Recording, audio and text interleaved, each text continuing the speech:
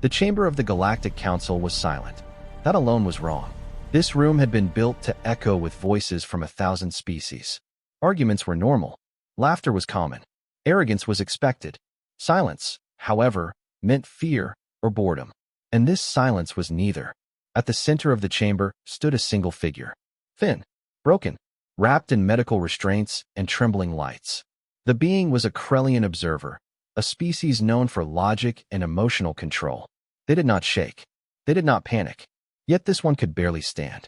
The high speaker floated forward, glowing with authority. You claim to be the last survivor of Outpost K-317, it said calmly. State your report. The Krellian lifted its head slowly. One of its eyes was missing.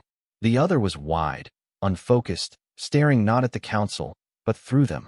They are coming, the survivor said. A ripple of amusement passed through the chamber. Clarify, the high speaker replied. Who is they? The Krellian swallowed. Its voice dropped. Humans. The laughter came instantly. Several delegates clicked in disbelief. Others mocked openly. One even applauded. Humans? A tall insectoid commander sneered. The Deathworld mammals? The divided ones? They barely control their own planet. Another voice joined in. Ranked 37th in military strength. Primitive technology. Emotional instability. The high speaker raised a limb for silence. Observer, you are injured. Traumatized. Explain why a minor species concerns you. The Krellian's breathing became uneven. You sent us to watch them, it said. To observe. To prepare invasion reports. Yes, the speaker replied. And we were watching, the Krellian whispered. When they noticed, that caused the first pause. The Krellian continued, voice shaking now. They did not attack at first. They did not threaten us. They simply changed. A hologram activated in the center of the chamber. Grainy footage appeared. A distant blue planet. Clouds. Oceans. Small metal objects drifting in orbit. Earth, someone scoffed. The footage shifted. Human satellites powered down. Signals went silent. Cities dimmed. The planet seemed to go dark. They hid, the Krellians said. Not in fear. In preparation. The council grew quieter. We believed them weak because they fought each other, the Krellian continued. But that was our mistake. Humans fight each other to learn how to fight better. Another image appeared. Human ships, crude, mismatched, ugly, being dismantled and rebuilt in orbit. Underground facilities opening. Old weapons reactivated. New ones tested and erased from records. They turned their chaos into strength, the Krellians said. They turned fear into fuel. A military delegate leaned forward. Observer, your outpost was destroyed by a solar event. Records show. No. The Krellian snapped, breaking protocol. The chamber froze. They boarded us, it said. Silently. No alarms. No fleet. Just humans. The hologram changed again. Dark corridors. Bodies frozen in place. Security footage paused on alien soldiers staring at shadows just before dying. They studied us, the Krellians said. They learned our language from intercepted broadcasts. They mapped our nervous systems. They knew where to strike to cause pain and fear.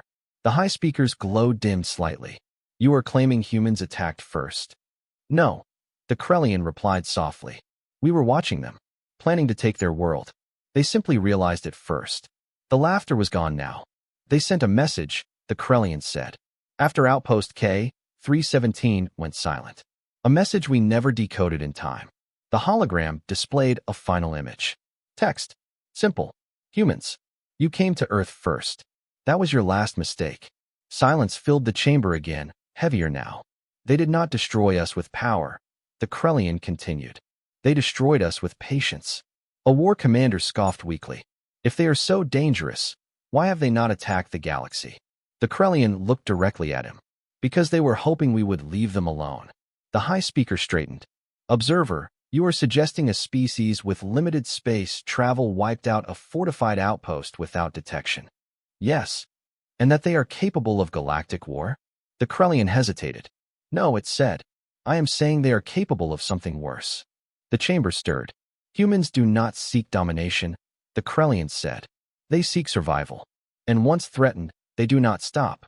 A junior analyst spoke up quietly. Records show humans classified as highly adaptable. The Krellian laughed, a broken, empty sound. Adaptable, it echoed.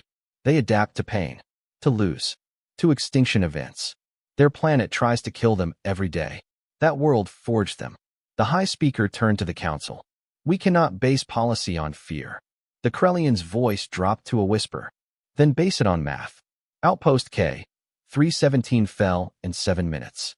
No survivors. No signals. No debris. Only me. How did you escape? The speaker asked. The Krellian hesitated again. They let me go. Confusion rippled across the chamber. They told me to warn you, it said. They said the galaxy deserves a choice. The High Speaker's tone hardened. This council will not be intimidated by a Deathworld species. The vote was called. One by one, lights appeared. War authorization, approved. The Krellian collapsed. As guards moved in, alarms suddenly blared across the chamber. A new signal had entered galactic space. Unidentified. Human-made. A single transmission played automatically across every screen. No threat. No shouting. Just calm words, spoken in many translated languages. We saw your vote, the human voice said. A pause. We hoped you would choose differently. The signal cut. Somewhere, far away, in a violent blue world, humanity finished preparing. And the galaxy took its first step toward a war it would never forget. The first ships arrived without drama. No blazing jump signatures. No roaring armadas tearing open space. Just clean, precise exits from hyperspace at the edge of the human system. To the Galactic War Command, it was a sign of confidence. Humans were not worthy of spectacle. From a distance, the Sol system looked unimpressive. One yellow star. A handful of rocky worlds. Scattered debris fields that passed for orbital infrastructure. Primitive satellites cluttered the inner system like rusted insects. Confirm human defenses, the fleet admiral ordered. Sensors swept the system. The results caused amusement. No unified fleet presence. No planetary shield grid. Surface weapons are outdated. Energy output inconsistent. The admiral relaxed into his command cradle. They hid well during observation, he said. But hiding is all they know. The invasion plan was simple. Decapitate leadership. Destroy industrial centers. Break morale. End resistance before it began. The first strike began with Earth. Orbital bombardment was precise and restrained. No world-breaking weapons. No mass extinction. The goal was control, not ruin. Cities burned. Yes, but carefully. Communications hubs fell. Military bases vanished under clean, surgical strikes. From orbit, it looked like victory. Human broadcasts filled the channels. Chaotic, emotional, overlapping. Panic. Anger. Fear. Exactly as predicted. Then something strange happened. The broadcasts stopped. Not jammed. Not destroyed. They simply ended. All human networks have gone dark, an officer reported. No emergency signals. No distress calls. The admiral frowned. Total blackout. Yes, Commander. Then we proceed to Phase 2. Ground deployment. Drop ships descended through the atmosphere in perfect formation. Anti-air fire was minimal. Some ships were hit, but nothing organized. Nothing sustained. Human resistance appeared scattered. Disorganized. Brave, but foolish. Alien troops landed in major urban centers expecting street-to-street combat. They found empty cities. Vehicles abandoned. Doors open. Lights flickering. Screens frozen mid-broadcast. No civilians detected, a ground commander reported. No hostile contact. The admiral allowed himself a thin smile. They ran, but the humans had not run. They had moved. Deep beneath ruined cities, human forces regrouped. Old tunnels reopened. Forgotten bunkers came alive. Subways became arteries of war. Underwater habitats are sealed and armed. Forests swallowed entire battalions. Humans did not fight where the enemy expected. The first alien patrol disappeared near what humans called a storm drain. Sensors recorded nothing unusual, just a sudden loss of life signs. The second patrol vanished in a subway tunnel. The footage recovered later showed flickering lights, heavy breathing, and then screaming as figures moved faster than targeting systems could track. Still, the command assumed isolated incidents. Until the first capital ship exploded. No warning. No incoming fire was detected. One moment it existed above Earth. Next, it tore itself apart from the inside. Internal detonation? An analyst asked. No. Another replied slowly. Multiple detonations. Coordinated. How? The answer came minutes later. A human transmission broke through encrypted channels. Not a speech. Not propaganda.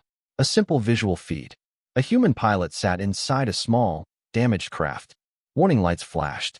The hull was breaking apart. The pilot looked directly into the camera. "This ship is already dead," the human said calmly. "So am I." He smiled. "But you're coming with me." The feed ended. Shockwaves rippled through the fleet. Human ships began to appear, not as a unified force, but as swarms. Small craft. Old models. Civilian hulls reinforced with armor plates. Mining ships turned into kinetic weapons. Cargo haulers packed with explosives. They did not fight to survive. They fought to hit. Alien targeting systems struggled. Humans flew erratically, ignoring safety limits. They burned engines until they melted. They pushed reactors past containment. They rammed ships twice their size. A war doctrine built on self-preservation collapsed in the face of an enemy that treated survival as optional. "Human pilots are not retreating," an officer said. "They are accelerating." The admiral's confidence cracked. "Deploy suppression fields. Disable their propulsion." Fields activated. Human ships lost power. Then they kept coming. Human vessels coasted on inertia. Some fired manually. Others detonated on impact. One pilot used debris from a destroyed station as cover, drifting silently until he was close enough to fire point blank. Boarding actions began. Alien soldiers prepared for close combat superiority. Better armor. Better weapons. Better training. They were not prepared for humans who refused to fall. A human soldier with a shattered leg dragged himself forward to detonate a charge. Another fought with bare hands after losing his weapon. Medics picked up rifles when officers fell. Captured aliens began to understand something deeply unsettling. Humans did not separate roles. Everyone fought. Civilians sabotaged landing zones. Engineers rewired power grids to overload shields. Scientists released old, controlled atmospheric weapons designed only to slow, not kill, but enough to change the battlefield. Every loss made humans more dangerous. Every death taught them something new. The Admiral ordered a full system lockdown. Contain Earth. Break them slowly. But Earth was no longer the center. Human signals flared from unexpected places. Mars installations activated. Asteroid colonies lit up. Hidden shipyards revealed themselves beyond the asteroid belt. Even the gas giants produced launches from deep within their shadows. "They're everywhere," an officer whispered. The invasion force had focused on Earth. Humanity was not just Earth. Then came the moment that shattered all remaining assumptions. A human fleet transmission reached the Admiral directly. No encryption. No distortion. Clear. "This is not our full strength," the human commander said. Her face was calm. Tired. Determined. "You attacked our home," she continued. "So we are done hiding." The Admiral tried to respond. The channel closed. Seconds later, multiple alien supply worlds went dark. Not destroyed. Silent. Trade routes collapsed. Fuel stopped flowing. Reinforcements failed to arrive. The war was spreading, and humanity was choosing the battlefield. On Earth, alien commanders requested evacuation. The Admiral hesitated. Then reports arrived from the ground. Human forces were adapting faster than projections. Alien weapons were being copied, modified, and turned back within hours. Tactics were countered before they were fully deployed. "They learned too fast," an analyst said. The Admiral stared at the burning image of Earth on the display. For the first time since the war began, he felt something unfamiliar. Doubt. As if summoned by that doubt, a final message arrived from the surface. Recovered from a dead human soldier's recorder. The image showed a young human, bloodied, leaning against a wall. Explosions echoed nearby. "If anyone finds this," the human said, breathing hard, "tell them we didn't win because we were stronger." He coughed, smiled faintly. "We won because we didn't stop." The recording ended. The Admiral slowly closed his eyes. The invasion was supposed to be the end of humanity. Instead, it was the moment the galaxy realized something terrible. The humans had not been defeated. They had been awakened. And they were just getting started. The invaders believed they had already seen the worst of Earth. They were wrong. At first, the problem was gravity. Alien troops were trained for dozens of worlds. But Earth's pull was cruel in a way simulations never captured. Armor felt heavier with every step. Muscles burned faster. Reaction time slowed. Soldiers stumbled, then learned to hide the weakness. Humans noticed immediately. They did not rush. They waited. In the ruins of what humans once called a city, alien units advanced through narrow streets lined with broken towers. The air was thick with smoke and dust. Sensors showed no life signs. Then the rain started. Heavy. Suddenly. Cold. Water flooded streets and tunnels, shorting equipment not designed for liquid exposure. Visors fogged. Communications crackled. That was when the ground moved. Explosions tore open the street. Not random, but precise. Vehicles were swallowed. Troops fell into darkness. From above, debris collapsed, cutting off retreat. Humans attacked from everywhere at once. Not in formation. Not in ranks. From windows. From sewer grates. From rooftops and shadows. They used simple weapons. Old weapons. Modified tools never meant for war. But they aimed for joints, for weak points, for exposed cables. Alien soldiers fired back, superior firepower lighting the storm-filled streets. But humans did not stand still. They slid, crawled, leapt, and vanished. When hit, they kept moving. When wounded, they kept fighting. The engagement lasted 7 minutes. No human bodies were recovered. Alien losses were total. Across the planet, similar reports flooded command channels. In frozen regions, alien armor cracked under extreme cold. Hydraulic systems slowed. Human units, wrapped in layered gear, moved easily across ice and snow. In jungles, sensors failed completely. Heat signatures overlapped with animals, plants, and constant movement. Humans blended in perfectly. Traps appeared where none should exist. Vines became weapons. Insects became allies. In deserts, sand clogged vents and joints. Heat overwhelmed cooling systems. Humans struck at dawn and dusk, when the sun was lowest and shadows longest. The planet itself was fighting. Earth was not a battlefield. It was a predator. Alien commanders demanded environmental countermeasures. Weather control, atmospheric stabilization, terrain denial. The requests were denied. Resources were already stretched thin. Supply lines were failing. Human attacks beyond Earth had begun to bite deep. And then came disease. It started small. Skin irritation. Minor respiratory distress. Nothing serious. Then soldiers collapsed mid-march.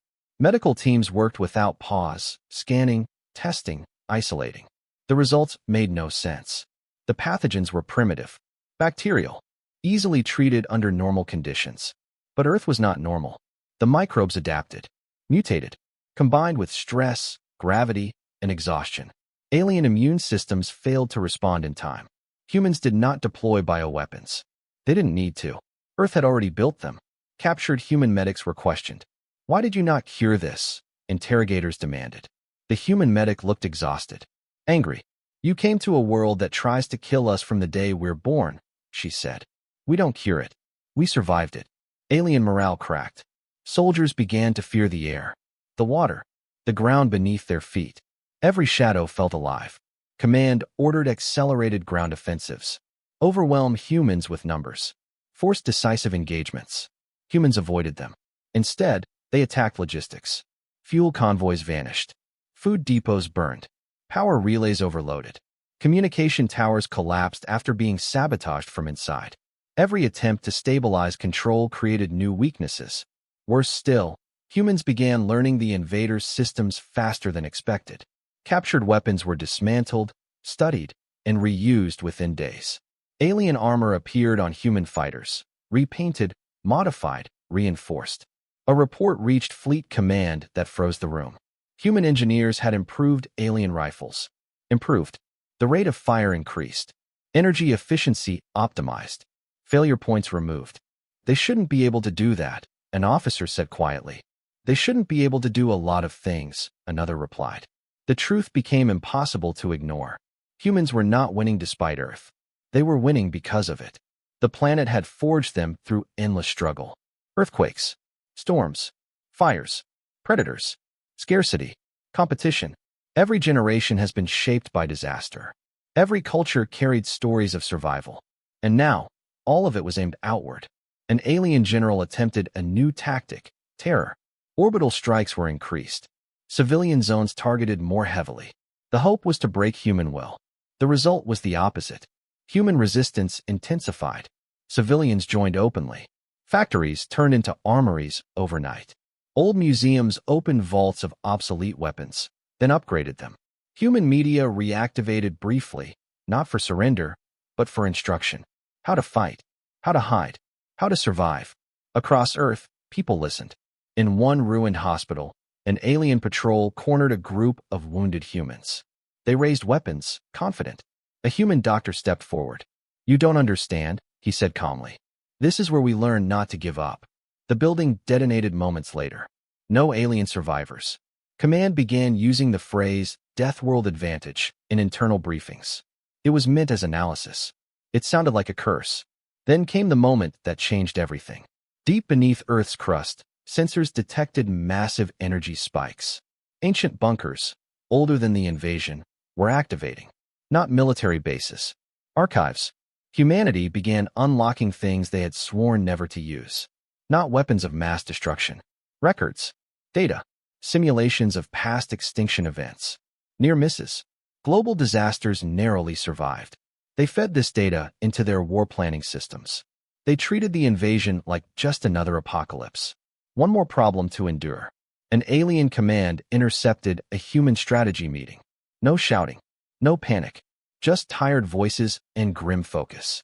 "We've survived worse," one human said. Another replied, "We always do."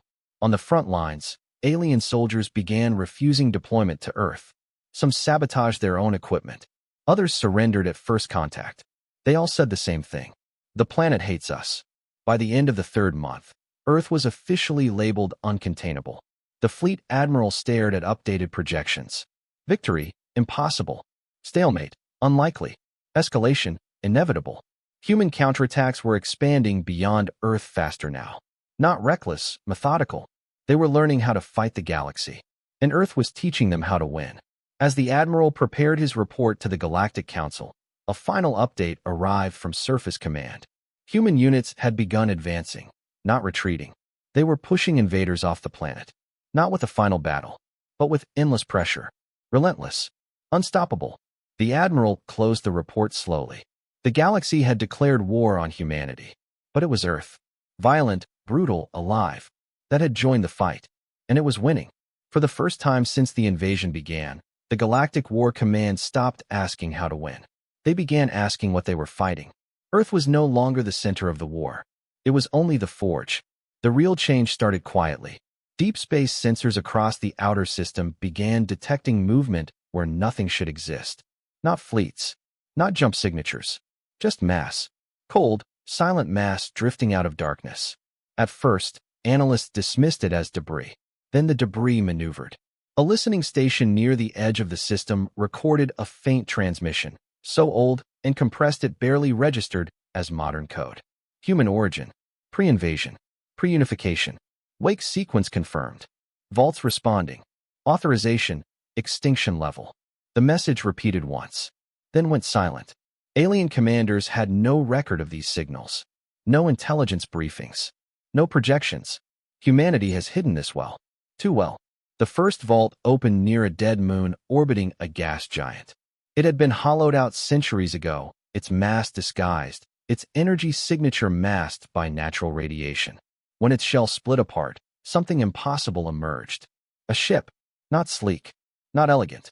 It was layered, armored in plates of different ages and designs. Parts welded over other parts. Scars left unrepaired on purpose. Its engines burned with a dull, violent glow that did not match known propulsion theory. Alien sensors struggled to classify it. The ship did not broadcast. It did not maneuver aggressively. It simply powered up. Then it jumped. Not through hyperspace. Straight through it. The shockwave tore open navigation charts across 3 systems. "That jump shouldn't be survivable," an officer whispered. Fleet Command tried to trace its origin. They failed. More vaults opened. Hidden in asteroid clusters. Buried inside comet cores. Anchored to stars with unstable radiation patterns no one dared study closely. Each one released ships that made no attempt to hide. They wanted to be seen. Human transmissions resumed across all channels. Not speeches. Records. Footage of human history played on alien displays without warning. Plagues. Wars. Famines. Cities burning. Nuclear fire. Planets choking on smoke. Extinction events narrowly avoided. Each clip ended the same way. Humans rebuilding. Again, and again, and again. A message followed. You thought we were unprepared, a human voice said. We were preparing for ourselves. Alien psychologists began to understand too late. Humanity did not fear war. They feared the ending. And they had spent centuries planning how not to. The hidden fleets were not designed for conquest. They were designed for last stands. Every ship carried redundancies layered on redundancies. Manual controls beneath digital ones. Mechanical backups beneath those. If power failed, they burned fuel. If engines died, they drifted until collision. Human engineers had assumed everything would go wrong. So they made ships that kept fighting anyway. The first engagement between a vault fleet and the invading armada lasted less than 4 minutes. Alien ships fired first. Human ships absorbed the fire. Armor boiled away. Hulls cracked. Systems failed. They kept coming. Human vessels did not dodge unless necessary. They closed the distance. They fired weapons that overheated and melted. When cannons failed, they launched themselves. Boarding pods slammed into alien hulls like thrown knives. Inside, humans fought with a terrifying calm. They did not shout. They did not celebrate.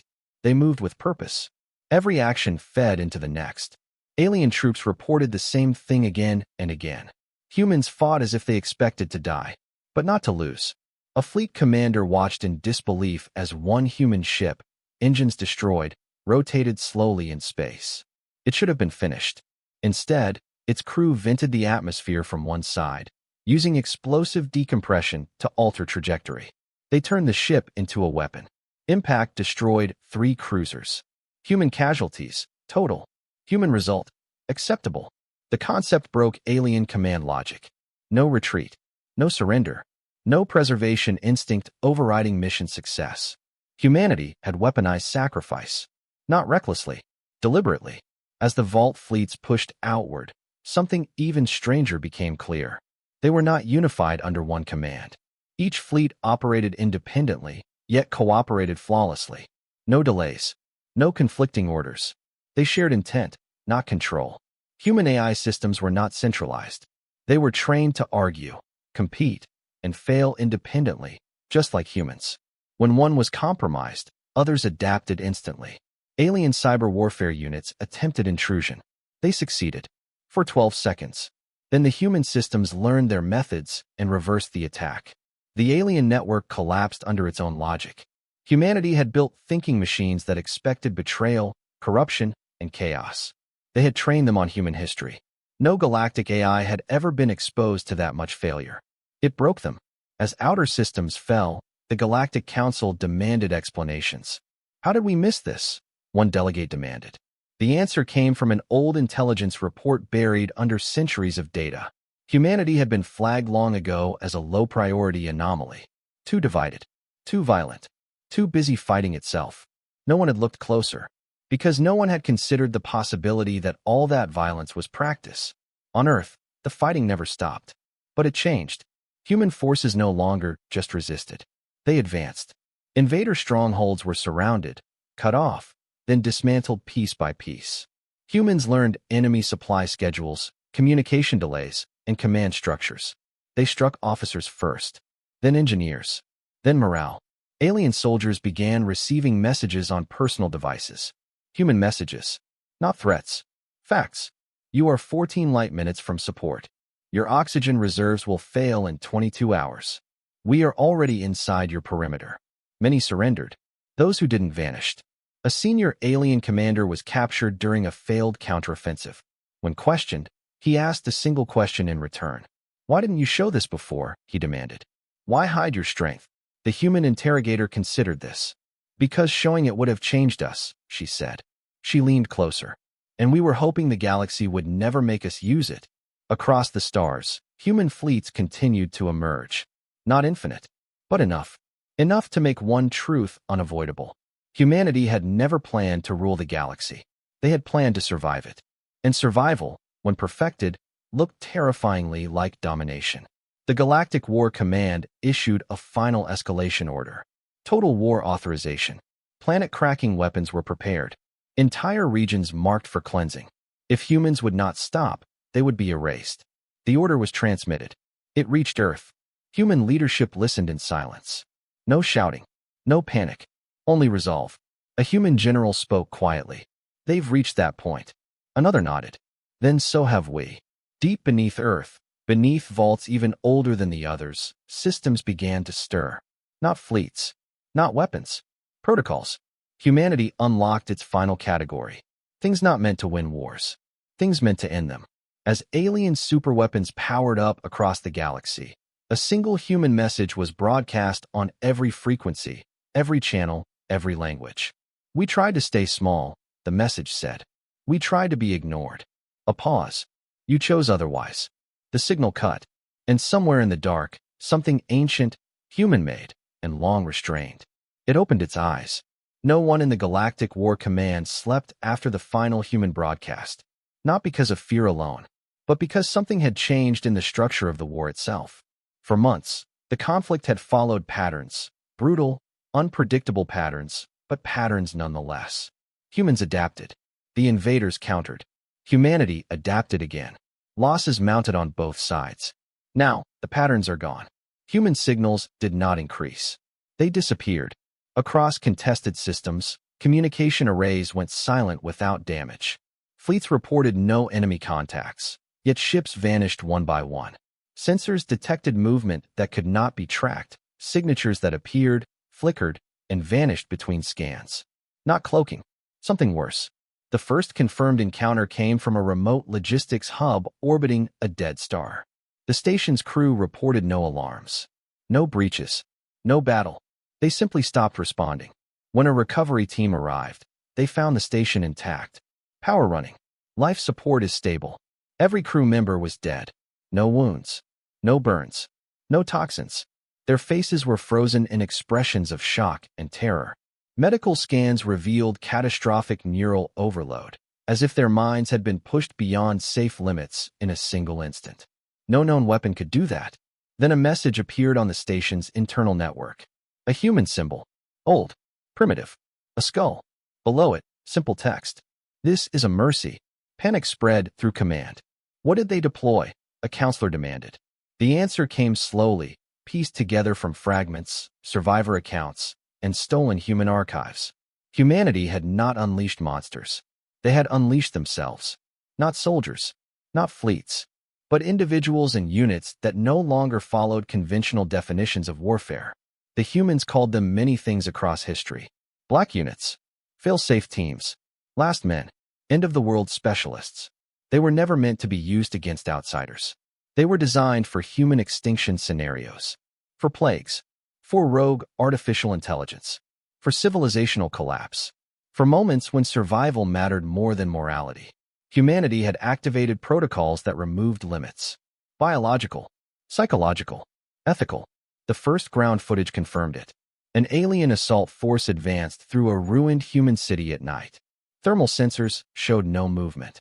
Sound sensors detected only wind. Then shapes appeared. Humans moving too fast. Not enhanced by machines.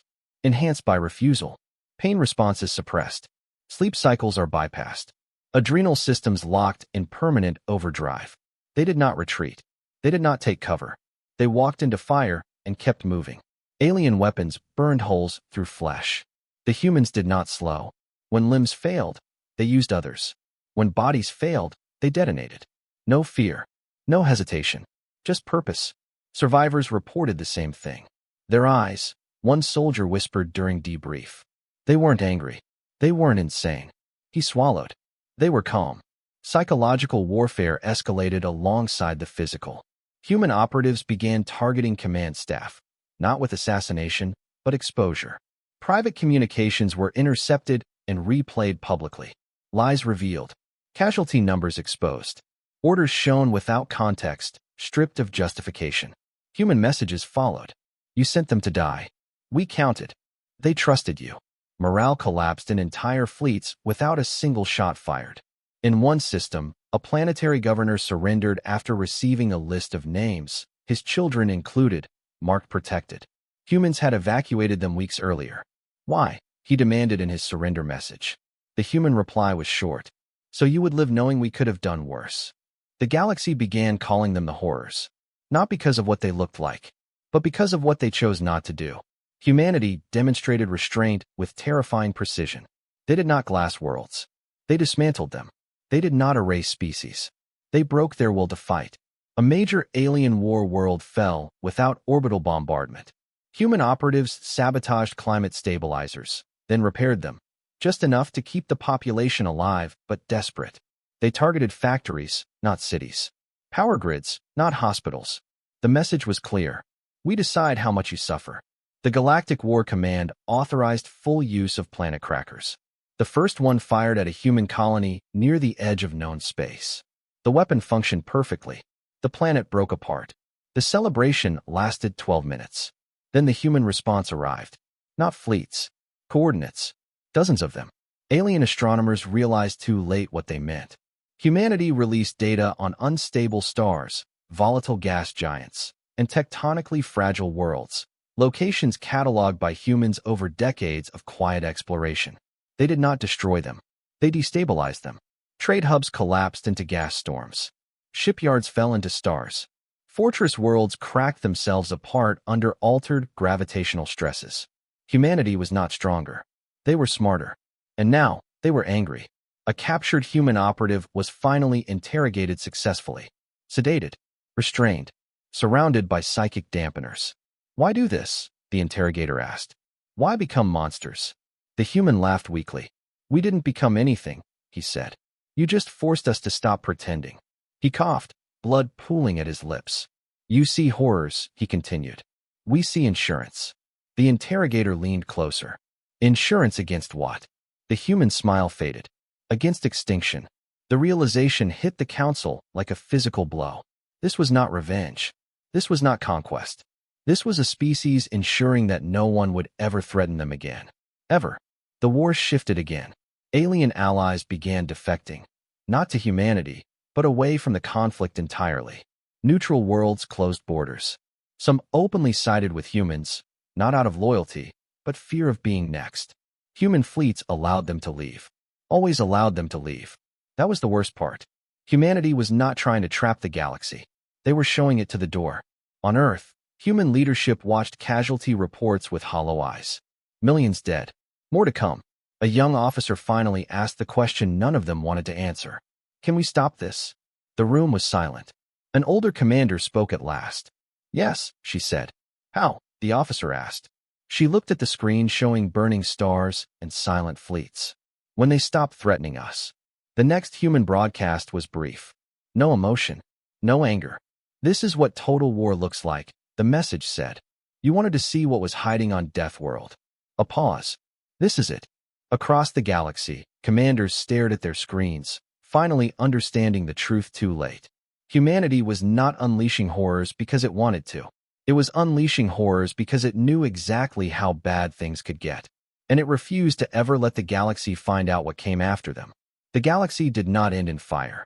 It came closer than it ever had, but it did not end. Because humanity made a choice no one expected. After the release of the horrors, after the collapse of fleets and the silent surrender of entire sectors, the Galactic War Command reached its final option. The Doomsday Protocol. They called it Final Sanitation. It was simple. If humanity could not be stopped, then its origin would be erased. Earth, not occupied, not conquered, destroyed.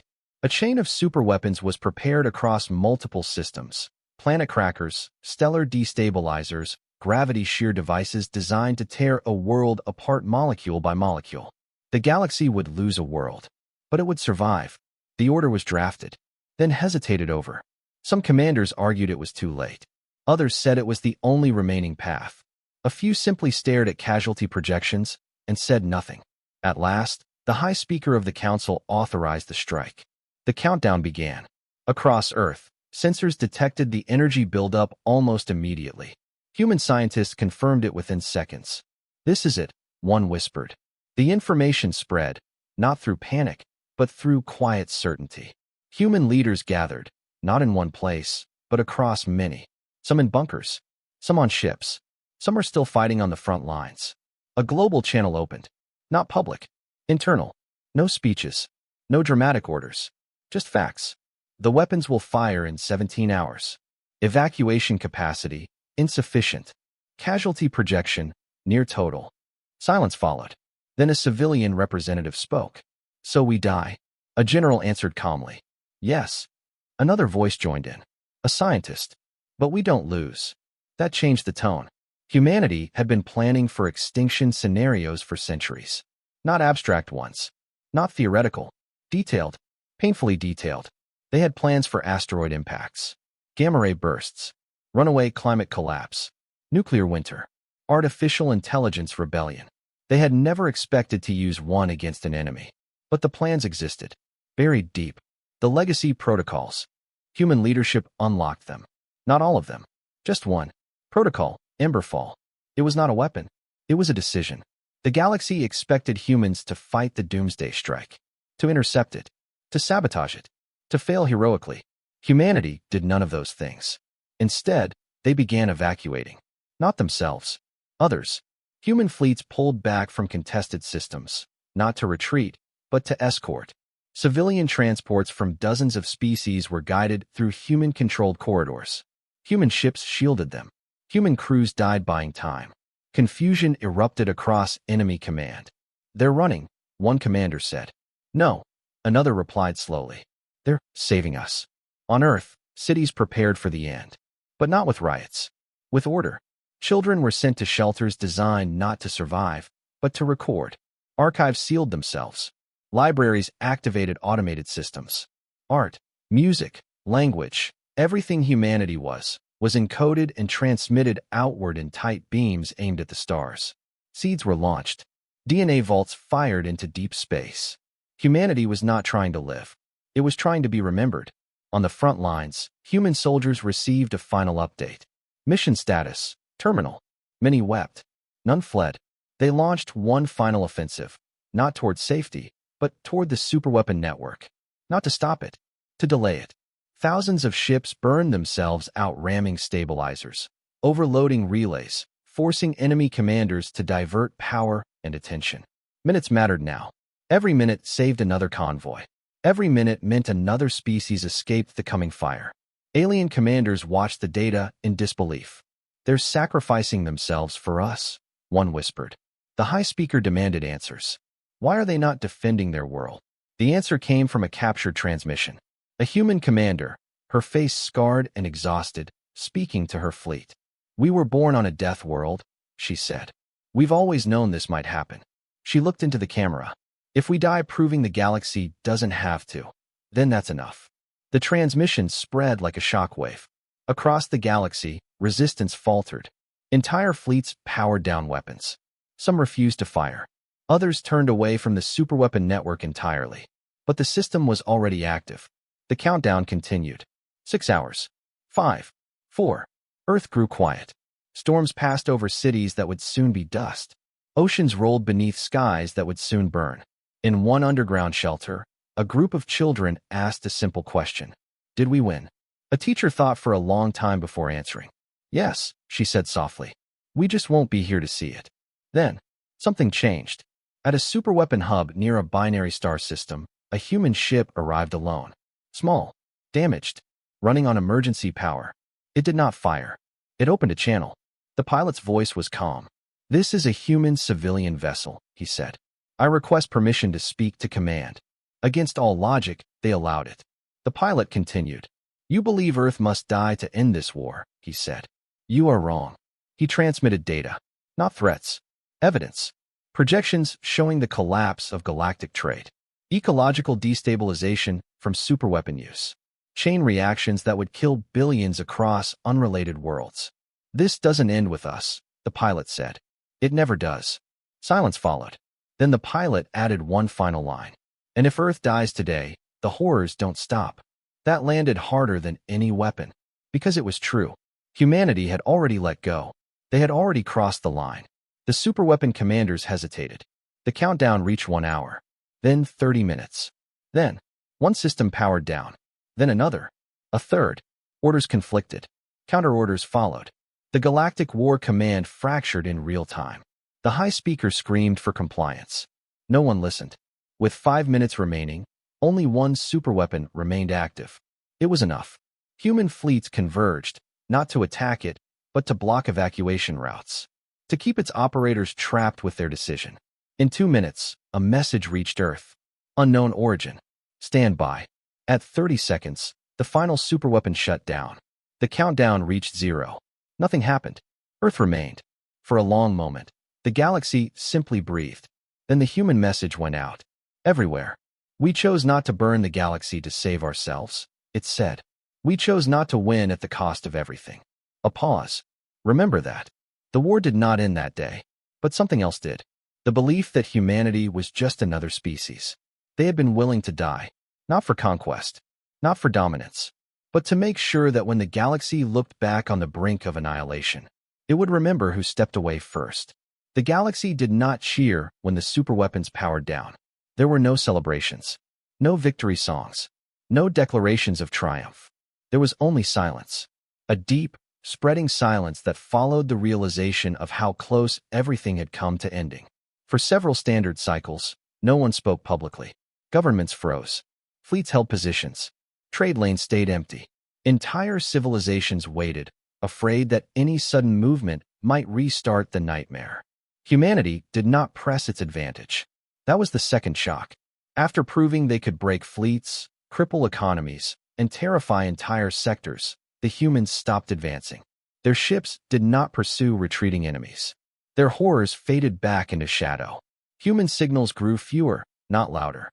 To the galaxy, it felt like standing in the aftermath of a storm, uncertain whether it had truly passed or was only gathering strength again. On Earth, the cost became clear. The planet still lived, but it was wounded. Entire regions were uninhabitable. Oceans carried scars of orbital debris. Cities lay in ruins, not from enemy fire alone, but from desperate last stands and deliberate sacrifices. Mass graves stretched across continents. Human leaders walked among them without cameras, without speeches. They spoke quietly with survivors, with families who would never be whole again. No one called it victory. The word felt wrong. In the remnants of the Galactic War Command, chaos ruled. The High Speaker had vanished. Some said fled, others said killed by their own guards. Entire command structures collapsed under internal blame. Records were erased. Orders disavowed. Every species asked the same question in different ways. How do we end this without making it worse? The answer came from humanity, not as a threat, not as a demand, as an invitation. A single human ship appeared at the edge of neutral space. It carried no weapons online. Its shields were down. Its transponder broadcasts openly. Attached to the signal was a message. Talk to us. Against every instinct born from months of terror, the galaxy listened. The meeting did not take place on Earth. That, too, was deliberate. Humanity chose a dead system. No habitable worlds, no strategic value. A place where no one could claim advantage. Representatives arrived slowly, cautiously. Some sent machines instead of bodies. Others arrived surrounded by security fleets that kept their distance. When the human delegation arrived, they came in a single ship. Scarred, patched, clearly damaged. No show of power. Inside, the meeting chamber was simple. No grand architecture. No symbols of dominance. Just a circle, seats arranged so no one stood above another. The first alien delegate finally spoke. "Why are you here?" they asked. "You could have ended us." The human representative, a woman with gray hair and tired eyes, nodded. "Yes," she said. "We could have." Silence followed. "Why didn't you?" another demanded. The human took a breath. "Because we already know where that road goes." She activated a small display. Human history filled the air again.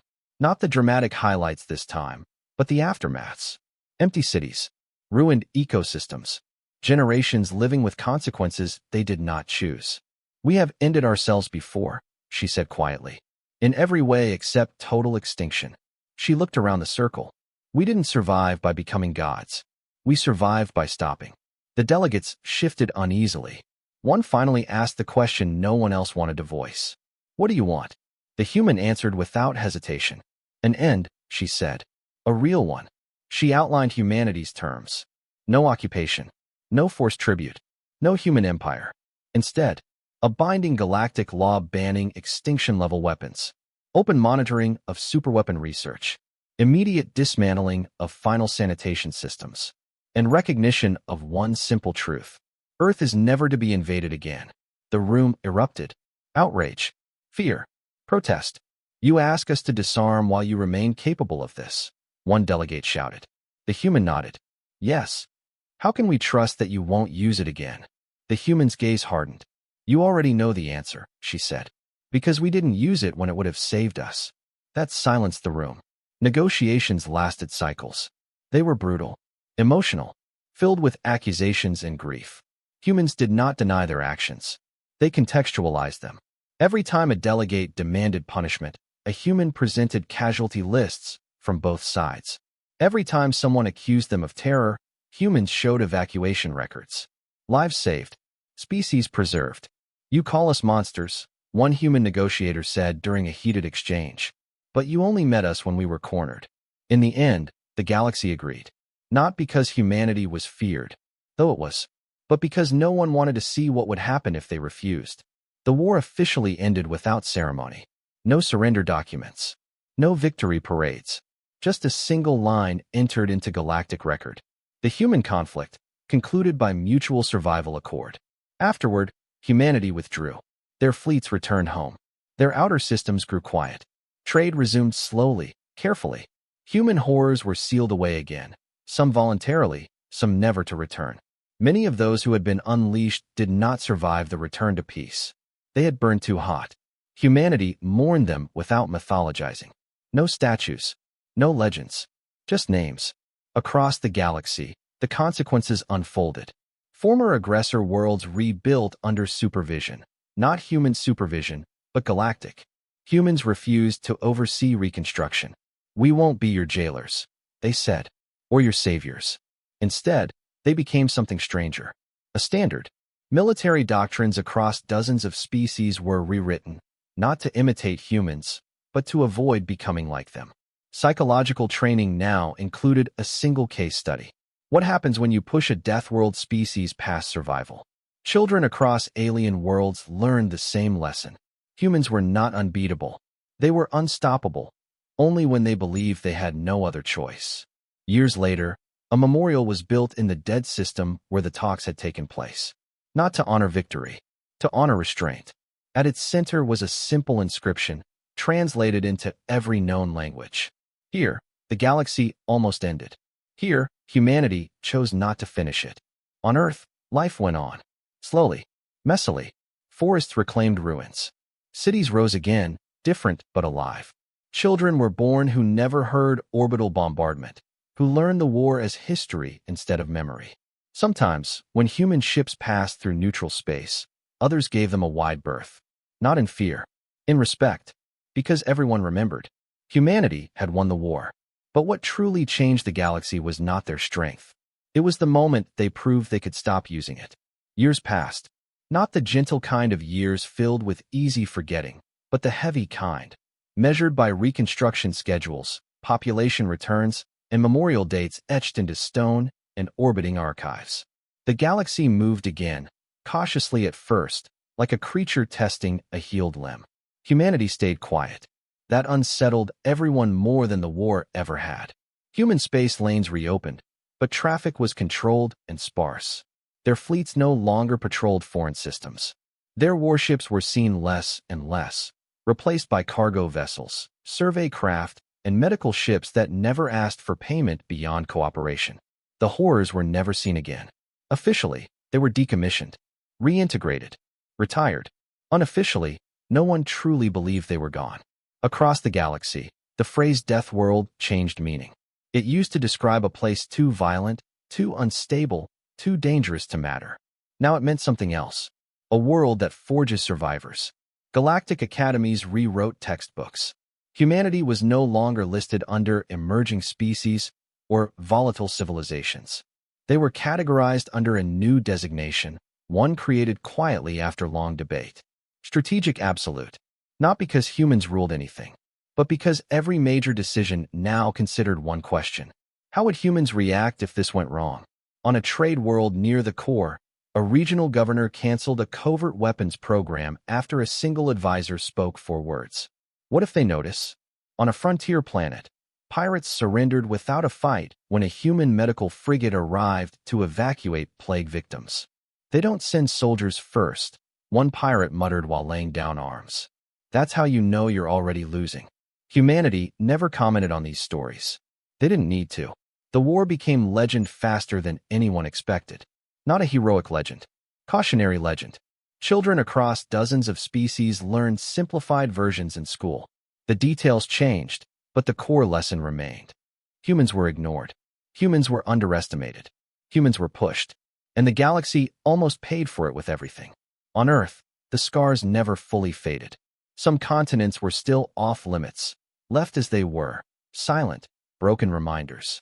Others were reborn into cities that blended old human chaos with new, hard-earned restraint. Human culture shifted.